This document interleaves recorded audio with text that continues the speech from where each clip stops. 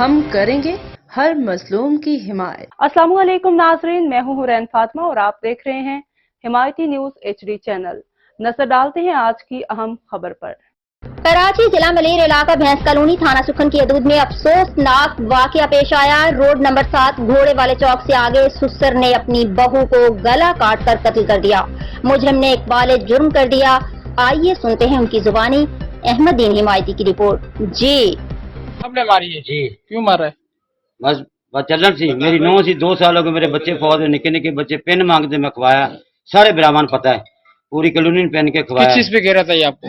جی کس چیز پہ گرا تھا؟ کسی کے ساتھ دیکھا آپ نے اس کو؟ جی کس کے ساتھ 3 دیکھا؟ دفعہ کس کے ساتھ بس دیکھا؟ بھاگ گیا نا، وہ نہیں سندھی لوگ تھے، میں نہیں جاننے والا تھا۔